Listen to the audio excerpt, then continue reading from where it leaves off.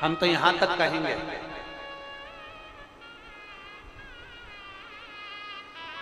यहां तक कहेंगे,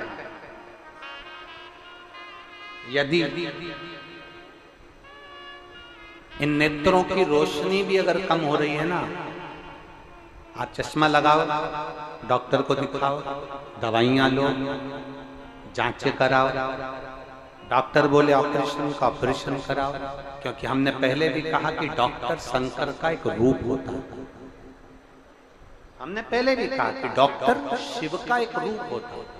आप जांच कराइए, आप डॉक्टर को दिखाइए।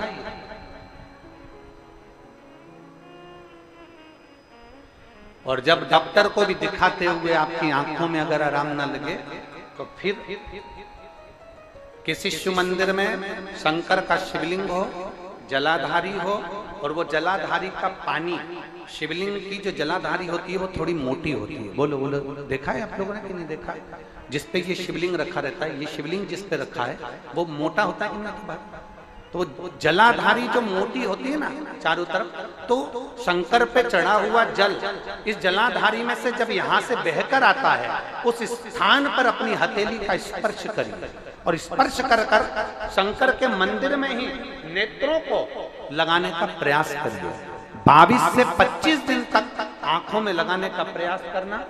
30वें दिन हमको पत्र लिखकर भेजना कि आपकी आंख की रोशनी बढ़ना प्रारंभ हुई कि नहीं, आपका चश्मे का नंबर ठीक हुआ कि नहीं। नेत्रों पर इस स्थान का महत्व है।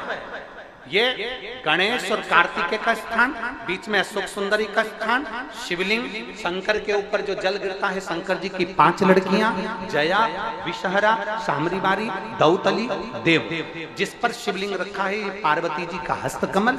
और ये जो भाग है जहां से जल नीचे गिर रहा है, ये 33 कोटि देवी देवताओं की जो धर्म पत्नियां हैं उनका स्थान होता है, जहां से ये जल नीचे की ओर आता है। उस स्थान पर अपनी हथेली का स्पर्श कर कर अपने नेत्रों पर लगाना प्रतिदिन प्रारंभ करो। 25 दिन के बाद बात करेंगे कि नेत्र की रोशनी बढ़ती है कि नहीं। जांच भी कराना, डॉक्टर को दिखाना भी कि हमारी नेत्र की रोशनी का कितना अंतर है, जरा देखकर बताओ। जरा देखिए,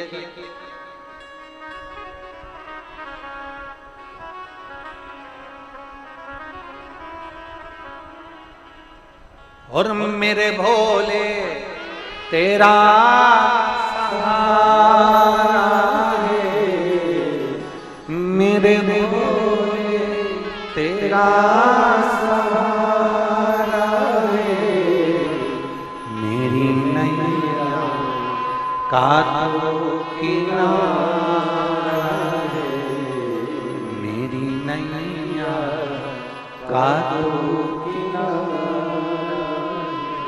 इन नेत्रों पर लगाने का प्रयास।